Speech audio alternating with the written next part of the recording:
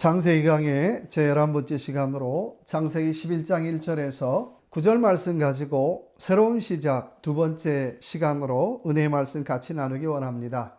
신앙생활을 하면 할수록 묻는 질문이 예수 잘 믿는다는 것이 무엇일까라는 질문입니다. 여러분, 예수 잘 믿는다는 게 뭘까요?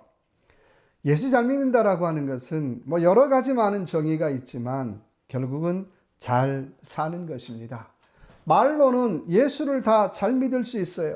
그런데 말만큼 예수를 잘 믿는 사람이 참 드물더라고 하는 것입니다. 그렇다면 또 잘 산다는 것이 무엇일까요? 잘 산다는 것은 말씀의 기준에 가깝게 사는 거 잘 사는 거잖아요. 예수님이 말씀하신 그 기준에 가깝게 사는 것이 잘 사는 것입니다. 그런 의미에서 본다면 예수님에게 가까이 가면 갈수록 잘 사는 것이고요, 예수님에게 멀어지면 멀어질수록 잘못 사는 것입니다. 또 그렇게 가까이 가는 사람이 신앙생활을 잘하는 사람입니다. 오늘 교회 안에 보면 말 잘하는 사람, 기도 잘하는 사람, 찬양 잘하는 사람, 봉사 잘하는 사람 정말 많은데 정말 신앙생활 잘하는 사람이 참 드물다라고 하는 것입니다. 여러분, 우리가 말로는 무엇을 못하겠어요? 말로는 불가능한 일이 무엇이 있겠어요? 그래서 고린도전서 13장 1절의 말씀에 내가 사람의 방언과 천사의 말을 할지라도 사랑이 없으면 소리나는 구리와 울리는 꽹과리가 되고. 여러분, 교회 안이 왜 이렇게 시끄러울까요? 설교 잘하는 사람이 없어서가 아니잖아요. 기도 잘하는 사람이 없어서가 아니에요. 정말 말씀대로 사는 사람, 사랑으로 살려고 하는 사람이 없으니까 교회가 늘 시끄럽다라고 하는 것입니다. 늘 꽹과리 소리가 나서 시끄러운 거예요. 꽹과리 목사, 꽹과리 장로, 꽹과리 권사가 많기 때문에 교회가 시끄럽다라고 하는 것입니다. 바로 이 꽹과리 소리를 덜 나게 하는 것이 바로 신앙생활을 잘하는 것입니다. 또 그것이 목회를 잘하는 것이라고 하는 것입니다. 나는 신앙생활을 참 잘해 라고 말하는 분들이 있어요. 그런데 주변이 늘 꽹과리 소리가 끊이지 않아요. 그렇다면 좀 돌아보라고 하는 것입니다. 다른 사람을 탓하기 전에 먼저 자기 자신을 돌아보라고 하는 것입니다. 그래서 2025년을 잘 마무리하고 2026년을 또 새롭게 한번 시작해 보자라고 하는 것입니다. 내가 올해도 신앙생활 열심히 했지만 주님, 2026년에는 좀 꽹과리 소리가 덜 나는 그런 신앙생활을 살기를 원합니다라고 하는 그런 믿음의 고백을 가지고 새로운 준비를 잘 해가는 그런 저와 여러분의 삶이 되시길 주님의 이름으로 축원합니다. 자, 첫 번째 새로운 시작 4절의 말씀 제가 읽겠습니다. 또 말하되 자, 성읍과 탑을 건설하여 그 탑 꼭대기를 하늘에 닿게 하여 우리 이름을 내고 온 지면에 흩어짐을 면하자 하였더니, 자, 첫 번째 새로운 시작은 나는 누구의 이름을 내기 위해 그렇게 열심히냐라고 하는 질문입니다. 도대체 누구를 위하여 종을 울리냐는 것입니다. 오늘 창세기 11장에 보니까 셈과 함과 야벳의 후손들이 신할 평지에 만나서 성읍과 탑을 건설하기 시작합니다. 요즘 말로 말하면 신도시 건설하는 거예요. 옛날에는 진흙으로 이렇게 해서 지었는데 이제는 역청에 벽돌을 붙이는 기술이 발달해서 아파트처럼 더 높이는 건물도 가능하게 되었다는 거예요. 건축의 신기술이에요. 그래서 바벨탑을 버즈 오브 두바이처럼 높이 짓게 되었습니다. 그리고 그렇게 짓고 우리 이름을 내자라고 말하고 있습니다. 그런데 하나님이 어느 날 그 신도시를 보려고 내려오셨다는 거예요. 근데 와서 가만히 보니까는 맨 처음부터 끝까지 자기 이름 내는 것이 목적이에요. 우리 옛 속담에 호랑이는 죽어서 가죽을 남기고 사람은 죽어서 이름을 남긴다는 말처럼 다들 자기 이름 내는 일에 그렇게 열심히더라고 하는 것입니다. 자기 이름 내는 것이 참 중요해요. 여러분, 오늘 우리들도 신앙생활하는데 과연 나는 누구의 이름을 내기 위해서 그렇게 열심인가라고 하는 질문을 스스로 해보십시다. 우리가 교회나 또 신학교에서 가장 많이 듣는 말이 무슨 말입니까? 예수님의 이름을 내자, 또 예수님을 닮자, 예수님을 닮자라는 말이잖아요. 그래서 교회 표도 예수 닮기, 예수님처럼 살기 이런 거 참 많잖아요. 그런데 정작 교회 모습 보면은 예수 닮기와는 정반대로 살고 있더라고 하는 것입니다. 교회도 내 교회, 목회도 내 목회, 예수님 교회가 아니고 예수님 목회가 아니더라고 하는 것입니다. 다들 자기 이름 알리기 위해서 자기만의 제국을 세우기 위해서 그토록 열심을 내고 있더라고 하는 것입니다. 여러분, 올 한 해 우리가 마무리하면서 나는 누구의 이름을 내기 위해서 그토록 열심히 달려왔는가라는 질문 해보시기 바랍니다. 제가 아는 후배 목사가 경기도에서 개척을 한 지 한 8년 정도 됐어요. 개척을 열심히 했어요. 근데 사실 개척교회는 시설이나 프로그램이나 모든 것이 부족해요. 그래서 열심히 해서 해년마다 한 50명이 넘어서 자립하려고 하면 딱 거기에 맞춰서 그 옆에 있는 대형교회가 총동원 전도주의를 한다는 거예요. TV도 걸고 냉장고도 걸고 또 심지어는 여행 상품권도 걸고 총동원 전도주의를 한다 그래요. 그러면 겨우 자리 잡으려고 했던 사람들이 그 총동원 전도주의를 전부 다 그 대형교회로 옮기더라고 하는 것입니다. 그러면 다시 교회는 다시 제자리로 돌아가더라는 거예요. 그 후배 목사가 너무나 속상해서 형, 우리 교회 이름을 그냥 다시 제자리로 바꾸면 안 될까요? 다시 제자리로 바꾸면 안 될까요? 라고 하소연을 해요. 여러분, 정말 누구의 이름을 내려고 전도합니까? 2026년 나는 누구의 이름을 내기 위해서 살아야 할 것인가 라고 하는 질문을 해보며 새로운 시작을 준비하는 저와 여러분 되시길 주님의 이름으로 축원합니다. 두 번째 새로운 시작은 9절의 말씀입니다. 그러므로 그 이름을 바벨이라 하니 이는 여호와께서 거기서 온 땅의 언어를 혼잡하게 하셨음이니. 두 번째는 여호와께서 그들을 온 지면에 흩으셨다는 거예요. 바벨, 혼잡하게 하다, 흩트다라고 하는 뜻을 가지고 있습니다. 사람들이 신기술로 쌓은 바벨이라고 하는 탑을 세우자마자 하나님이 말을 혼잡하게 해서 사람들을 흩어지게 했다라고 하는 것입니다. 말이 안 통해요. 마음이 안 통해요. 문제가 생기잖아요. 그래서 흩어지더라고 하는 것입니다. 여러분 기억하세요? 창세기 9장 1절의 말씀 보니까 하나님이 노아와 그 아들에게 복을 주시며 이렇게 말씀하고 있어요. 너희는 생육하고 번성하여 땅에 충만하라고 말씀하고 있습니다. 번성하여 라는 말은 히브리어로 우글거리다, 퍼져나가다 라고 하는 뜻을 가지고 있어요. 그러니까 번성은 자꾸자꾸 퍼져나가는 것이 번성이에요. 자꾸자꾸 우글우글 많아지는 것이 번성이라고 하는 것입니다. 그런데 오늘 노아의 자손들은 퍼져나가는 것을 싫어하고 우리가 바벨탑을 세우고 우리의 흩어짐을 면하자라고 말하고 있더라는 거예요. 그러나 하나님은 그때 그들을 흩으시더라는 거예요. 자꾸자꾸 퍼지게 하시더라는 거예요. 자꾸자꾸 흩어지게 하시더라고 하는 것입니다. 저도 목회를 하면서 하나님 딱 이 정도면 좋겠습니다. 이 정도면 정말 좋겠습니다라고 마음 먹는 순간이 있어요. 그렇게 마음 먹는 순간 하나님이 흩어지게 하세요. 저의 건강이든지 교회이든지 간에 흩어지게 하시더라고 하는 것입니다. 그렇게 흩어질 때에 너무나 고통스러워요. 아파요. 하나님 왜 이러세요? 라는 질문을 해요. 이게 복 주시는 하나님과는 영 거리가 먼 하나님의 모습이에요. 사랑의 하나님이 아니라 영 낯설게 느껴지는 하나님의 모습을 느낄 때가 있습니다. 그런데 그런 낯설게 느껴지는 하나님의 역사대에는 하나님께서 더 큰 축복의 그림을 그리고 계시더라는 거예요. 이게 더 큰 계획이 있더라는 거예요. 이스라엘을 더 크게 축복하기 위한 하나님의 계획이 지금 흩으시게 하는 것이라고 하는 것입니다. 이스라엘을 바벨 흩으시는 것처럼 하나님께서 저와 여러분의 인생도 흩고 계시더라는 거예요. 다른 말로 말하면 영적으로 가지를 치고 계시더라는 거예요.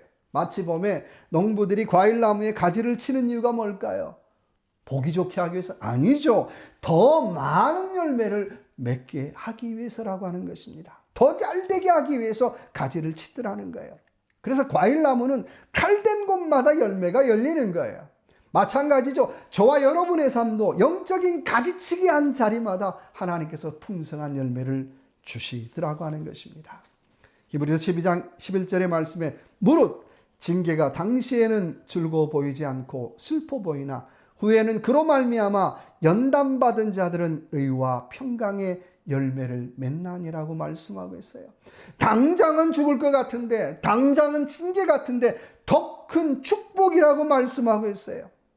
여러분, 살면서 내가 예상하지 못하는 일들이 종종 일어나지요. 신앙생활하면서 이건 내가 기대했던 그림이 아닌데, 그때마다 이건 하나님이 날 벌 주시는 거야가 아니라 하나님의 더 큰 축복의 시작이라고 하는 것입니다.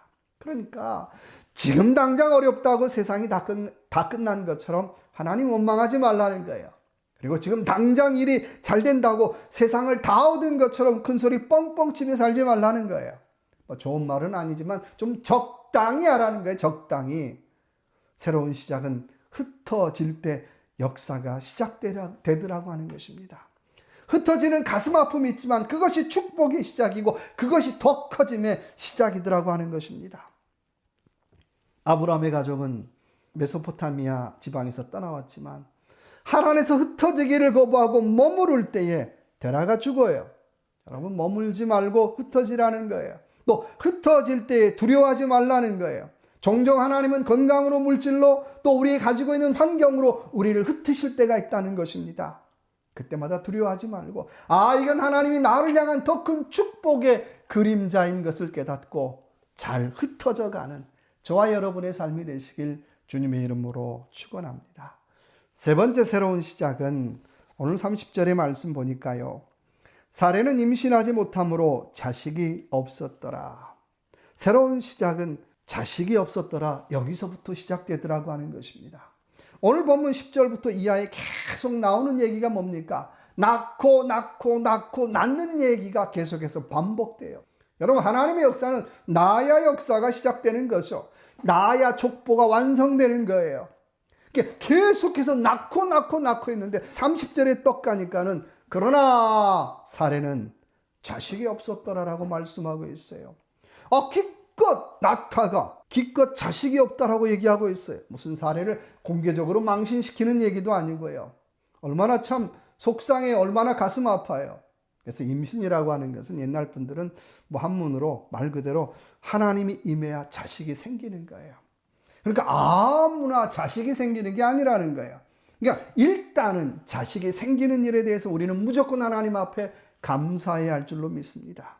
그런데 오늘 말씀 보니까 자식이 없었더라. 그런데 하나님은 바로 그 자식이 없는 상황 속에서 놀라운 역사를 시작하고 계시더라고 하는 거예요. 사라, 자식이 없었어요. 고통의 시간이 참 많지요. 그런데요, 그 사라를 통해서 하나님은 이삭을 낳고 계시더라고 하는 것입니다. 이삭, 웃음이잖아요. 기쁨이잖아요. 정말 고통 중에 있는 그 사라의 인생에 하나님께서 이삭을 주고 계시더라는 거예요. 가정에도 이삭, 웃음을 주셨고요. 가문에도 이삭, 웃음을 주셨다는 거예요. 그러니까 세상의 모든 자녀는 다 이삭, 웃음이라고 하는 것입니다. 그 아이가 못 나든 그 아이가 잘 나든 우리 가문에 주신 웃음이에요. 우리 가정에 주신 웃음이에요. 우리는 그렇게 고백하고 받아들여야 한다라고 하는 것입니다. 그렇게 하나님은 아무것도 없었는데 창세기 12장에 보니까 바로 믿음의 조상들의 후손들을 이야기하고 있어요. 아무것도 없었는데 하나님 새로운 시작을 하고 있어요. 하나님의 역사는 이처럼 아무것도 없었는데 새로운 시작을 하고 있더라고 하는 거예요. 자식이 없었는데 그 자식 없는 그 상황 속에서 새로운 시작을 하고 있더라고 하는 것입니다. 여러분, 우리의 삶도 마찬가지죠. 뭐가 넉넉해서 시작된 거 아니잖아요. 가만히 되돌아놓고 보면 아무것도 없었잖아요. 근데 하나님은 오늘 우리의 삶을 새롭게 시작하고 있더라고 하는 것입니다. 저도 되돌아보면 미국에 올 때를 늘 되돌아보면 참 아무것도 없이 왔어요. 최소한 가방 한 6개 정도 가지고 왔는데 지금 이렇게 되돌아놓고 보니까는 자녀들도 결혼하고 손자 손녀들도 낳고 또 여기까지 사역하게 된 것을 보면 다 하나님의 은혜인 줄로 믿습니다. 아무것도 없이 왔는데 엄청나게 하나님께서 축복하셨다는 거예요. 근데 그 축복을 망각하고 하나님 이거 없어요, 하나님 저거 없어요, 하나님 그것도 주셔야 돼요 라고 여전히 요구하는 제 모습을 보게 돼요. 여러분, 아무것도 없었는데 여기까지 축복하신 그 하나님의 은혜 앞에 감사하는 저와 여러분의 삶이 되시길 주님의 이름으로 축원합니다. 지난번에 TV에서 어느 탤런트가 자신의 무명 시절을 얘기하는 걸 들었습니다. 자신이 무명 시절을 가만히 되돌아보면 매일매일 꾸역꾸역 살았다는 거예요. 그래서 제가 그 말을 듣고 꾸역꾸역 별로 좋은 말 아닌데, 꾸역꾸역 억지로 살고 마지못해 살고 여러 가지 많은 의미가 있잖아요. 꾸역꾸역. 그 꾸역꾸역 사는 삶의 매일은 내가 내일 희망이 있을까? 내일은 좀 달라질까? 내일은 내가 이 무명 시절을 내가 벗어날 수 있을까? 하루하루가 너무너무 힘들더라는 거예요. 이게 하루하루가 너무너무 힘들었지만 자신은 꾸역꾸역 그렇게 살아왔다라고 고백을 합니다. 그래서 사람들은 꾸역꾸역이라는 말을 별로 좋아하지 않지만 자신은 꾸역꾸역이라는 말을 참 좋아한다는 거예요. 내가 정말 힘든 그 무명 시절에 내 희망이 있을까? 내일 내가 좀 나아질까라고 하는 정말 자신의 어려운 무명 시간, 자신의 어려운 시절을 버티게 해준 단어가 바로 꾸역꾸역이기 때문에 자신은 꾸역꾸역이라는 단어를 참 좋아한다는 얘기를 했습니다. 그렇죠? 우리 삶도 마찬가지잖아요. 아무것도 없는데, 가진 것 없는데 하나님께서 꾸역꾸역 살게 하시더니 꾸역꾸역 하나님께서 놀라운 복과 놀라운 은혜를 주고 계시더라는 거예요. 창세기 1장의 역사를 보면 아무것도 없는 상태에서 하나님은 새로운 시작을 하고 계십니다. 놀라운 하나님의 역사를 일으키고 계시더라는 거예요. 마찬가지로 우리의 2025년의 삶, 또 26년의 삶, 아무것도 없지만 다시 한번 하나님은 우리를 통해 새로운 시작을 하게 될 줄로 믿습니다. 능력 없고 부족하지만, 그렇지만 하나님께서 나를 통하여, 우리 가정을 통하여 그 새로운 시작을 하실 그 하나님의 은혜 앞에 감사하며, 또 올 연말도 감사하고, 하나님 나를 통해 새로운 일을 시작하게 되실 그 하나님의 은혜에 감사합니다라고 고백하며 새로운 2026년을 또 시작하고 준비하는 저와 여러분의 삶이 되시길 주님의 이름으로 축원합니다. 기도하겠습니다.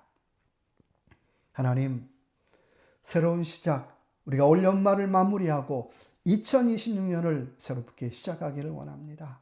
2026년에는 내 이름이 아니라 하나님의 이름을 내게 하여 주시고, 하나님의 영광을 위하여 살게 하여 주시고, 특별히 하나님께서 나를 통하여 새로운 일을 행하실 것을 믿고 나아가는 귀한 한 해가 되기를 원합니다. 사라, 자식 없었지만 그를 통하여 믿음의 새로운 역사를 일으키신 것처럼 내 가진 것 없고 능력 없고 아무것도 없지만 나를 통하여 새로운 일을 행하실 그 하나님의 능력과 은혜를 믿고 나아가고, 또 그리고 준비해 나가는 우리의 삶이 될 수 있도록 은혜 베풀어 주시옵소서.